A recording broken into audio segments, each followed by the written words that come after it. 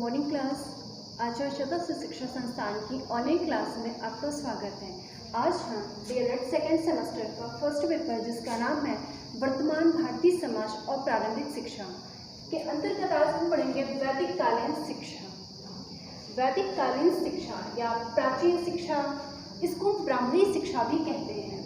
देखिए, वैदिक कालीन शिक्षा का जो समय था वो 2500 BC से लेकर 500 ईसा पूर्व, अर्थात 2500 ईसा पूर्व से लेकर के 500 ईसा पूर्व तक का जो समय था वो वैदिक काल के नाम से जाना जाता था।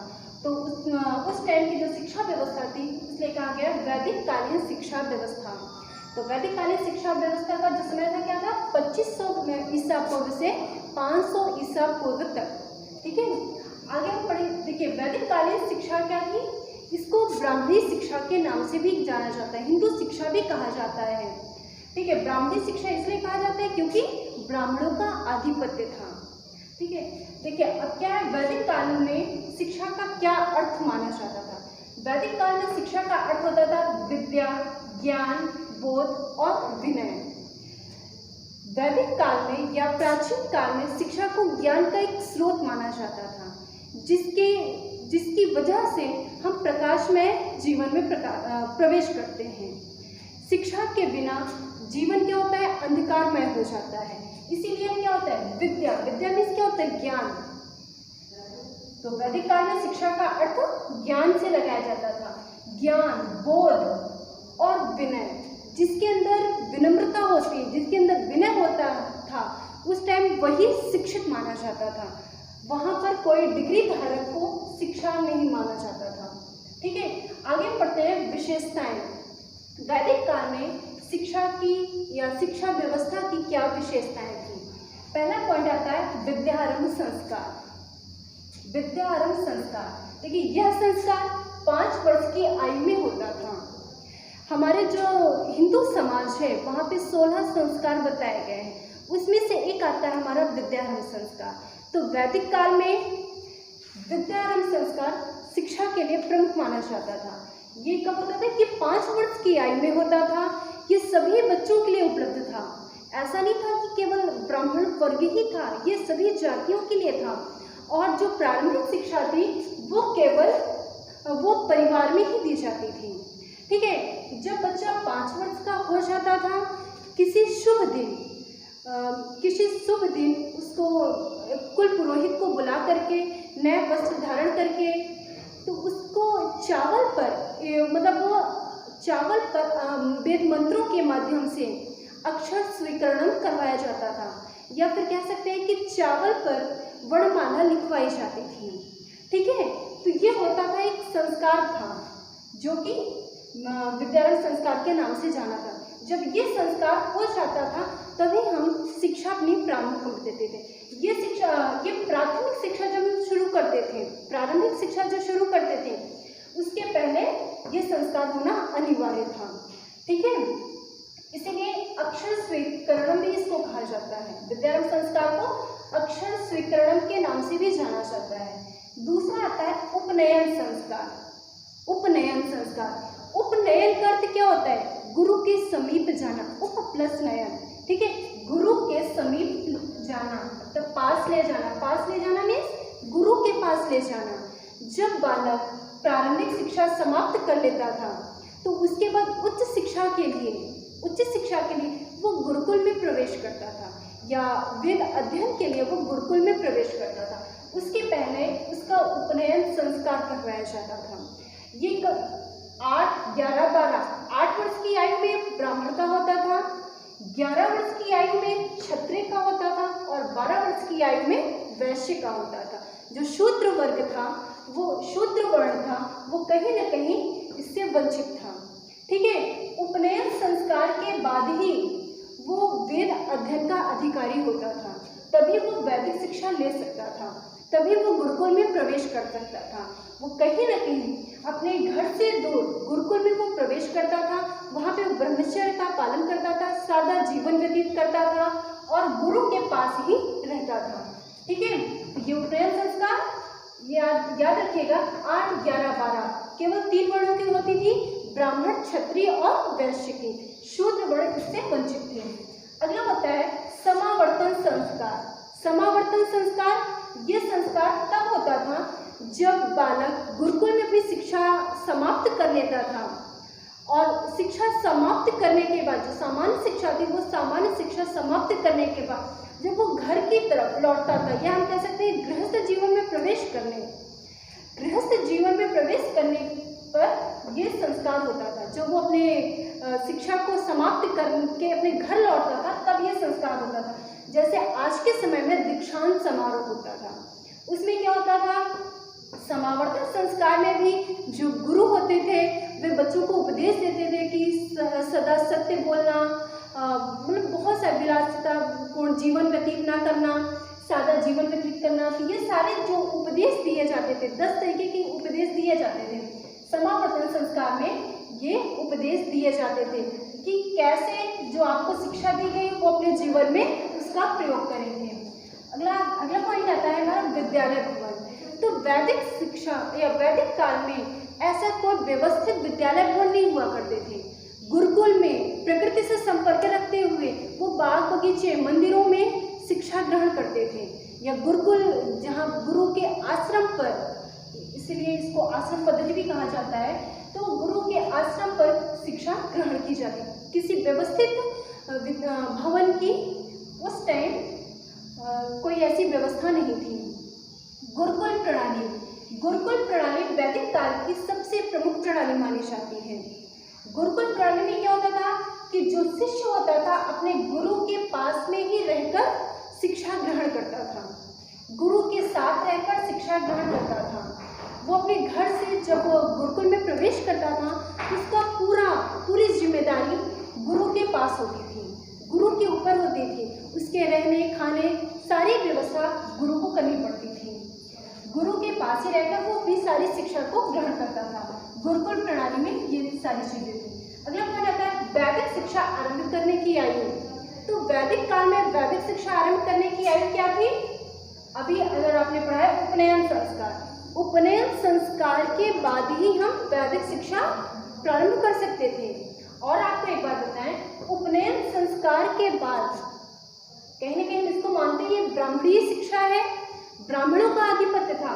माना कि ये तीनों का कहा गया कि तीनों वर्ण का उपनयन संस्कार हो सकता, लेकिन फिर भी ब्राह्मणों का ज्यादा आधिपत्य था।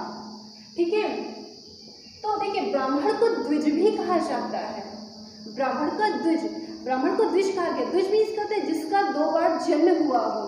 एक तो माता पिता के माध्यम से, दूसरा क्या होता है जब हमारा उपनयन संस्कार होता है उसके बाद कहीं ना कहीं एक गुरु के माध्यम से एक दोबारा जन्म लिया जा रहा है।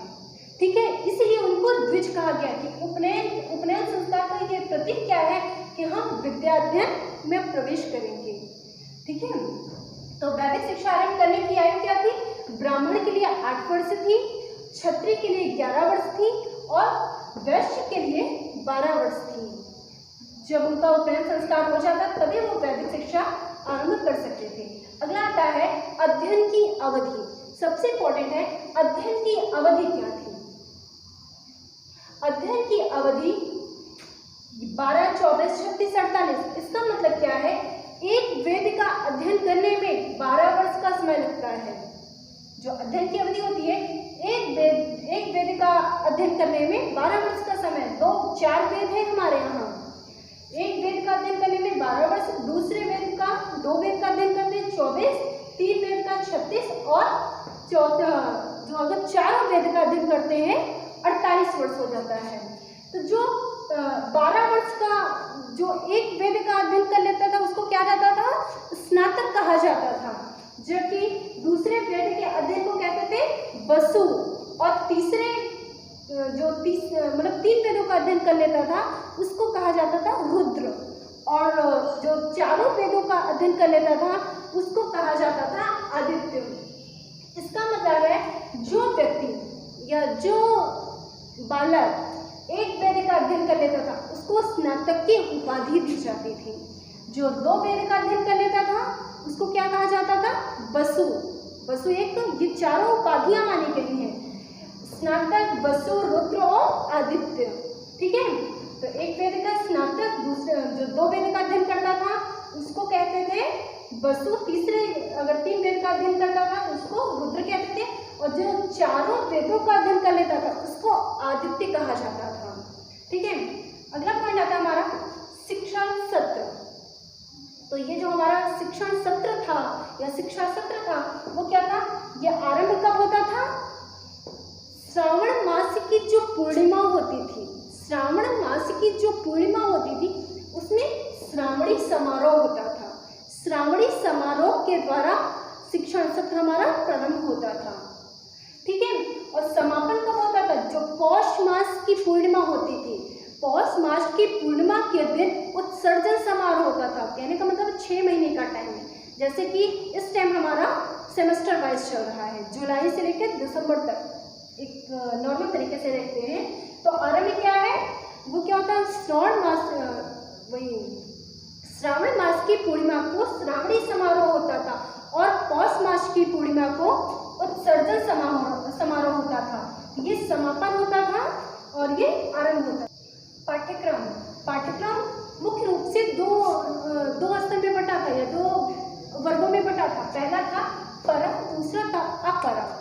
ठीक है, परम और अपरम, कहने का मतलब है वैदिक काल में जो पाठ्यक्रम था वो 2 विषयों में, मुख्य रूप से 2 विषय में बटे थे। पहला था परा, दूसरा था अपरा।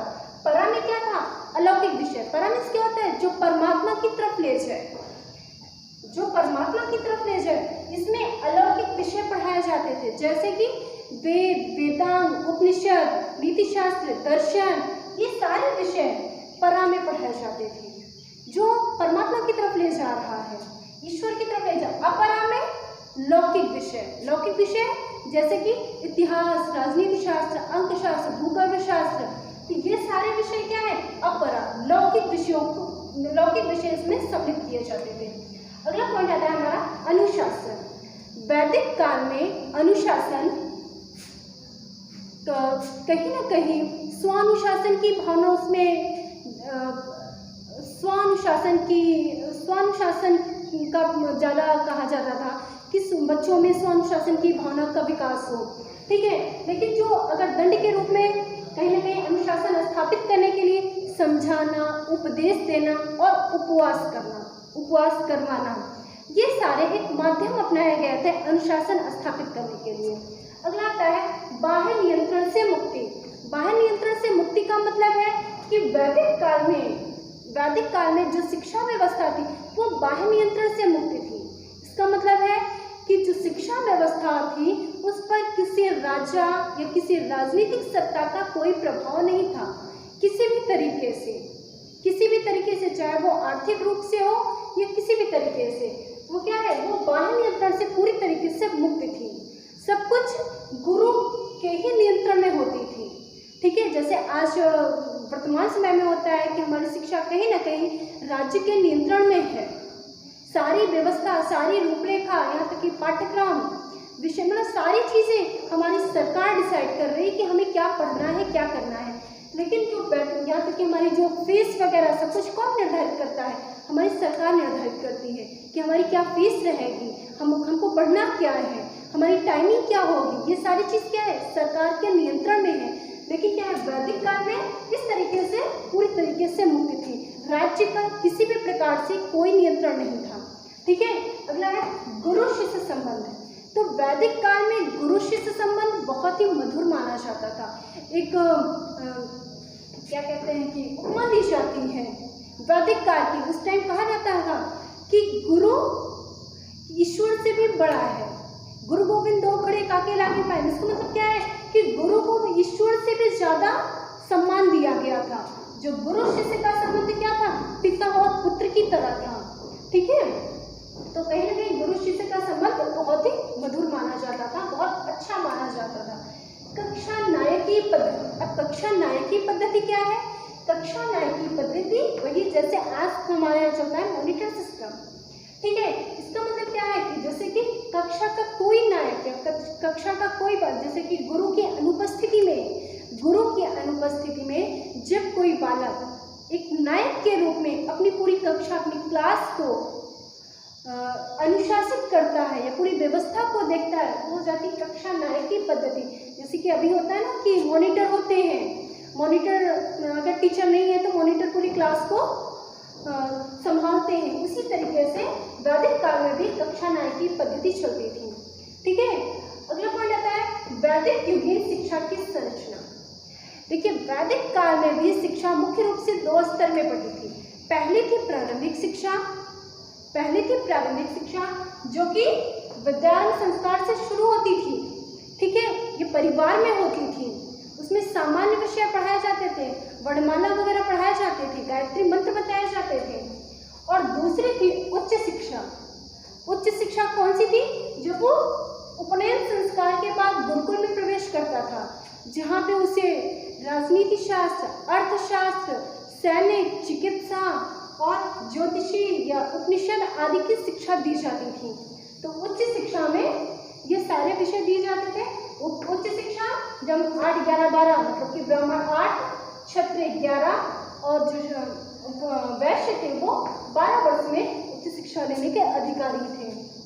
अगला है शिक्षा संस्थाएं। देखिए, हम मानते हैं कि उस टाइम गुरुकुल प्रणाली थी। अगर हम वैदिक को भी बांटते तो वैदिक भी हमारा 2 उसमें बढ़ता है। एक होता है पूर्व वैदिक, दूसरा होता है उत्तर वैदिक काल। ठीक है, तो उत्तर वैदिक काल में कहीं ना कहीं कुछ व्यवस्थाएं आ गई थी, कुछ शिक्षा में परिवर्तन हुआ था धीरे धीरे। तो शिक्षा संस्थाएं में जो मुख्य थी शिक्षा संस्थाएं टोल थे, चरण थे, घटिका थी, गुरुकुल और चतुष्पथी। अब टोल में क्या होता था? टोल में केवल संस्कृत की शिक्षा दी जाती थी, इसमें केवल एक शिक्षक होता था। चरण क्या था? चरण में केवल टोल, चरण, घटिका, गुरुकुल, चतुष्पथी। टोल में केवल संस्कृत की शिक्षा दी जाती थी, केवल एक शिक्षक होता था। चरण में वेद की केवल एक अंग की शिक्षा दी जाती थी। चरण में केवल वेद के एक अंग की शिक्षा दी जाती थी, जबकि घटिका में धर्म और दर्शन की शिक्षा दी जाती थी। गुरुकुल, गुरु के पास रहकर वो सभी शिक्षाएं दी जाती थी। चतुष्पथी में चारों शास्त्रों का अध्ययन करवाया जाता था। अगला आता है हमारा शिक्षण केंद्र। तो वैदिक काल में, उत्तर वैदिक काल की बात करते हैं तो उत्तर वैदिक काल में बहुत सारी शिक्षण संस्थाएं भी कुछ प्रमुख बन गए थे, जिसमें से कुछ महत्वपूर्ण है जैसे तक्षशिला। यह गंधा नरेश तक्ष के नाम पे तक्षशिला पड़ा था, जो कि आज भी प्रसिद्ध मानी जाती है। तक्षशिला, मिथिला, प्रयाग और काशी, ये मतलब ये क्या है? विद्या की नगरी ही माना जाता है, देवनगरी माना जाता है, विद्या का केंद्र ही माना गया है। ठीक है, और वैदिक काल में शिक्षण विधि प्रमुख थी मौखिक विधि। वहाँ पे किसी भी प्रकार का प्रमाण पत्र या किसी प्रकार से लिखित नहीं होता था। ये क्या होता था? जो परीक्षाएं होती थी वो मौखिक तरीके से, या जो पढ़ाया जाता था, जो शिक्षण विधि थी वो भी मौखिक थी। उसमें प्रमुख थे प्रवचन, व्याख्यान, शास्त्रार्थ, वाद विवाद, प्रश्नोत्तर, अनुकरण विधि। गुरु जो पढ़ाते थे शिष्य उसका अनुकरण करते थे। श्रवण, मनन, चिंतन, ये दृष्टांत विधि, उदाहरण देकर समझाना। ठीक है, ये सारी विधियां वैदिक काल में प्रयोग की जाती थी। ये आज आपने पढ़ा वैदिक काल का अर्थ और उसकी विशेषताएं। कहीं ना कहीं अगर विशेषताएं को अच्छे से पढ़ लेते हैं, आपको पूरा वैदिक काल की शिक्षा व्यवस्था समझ में आ जाएगी। इसके आगे हम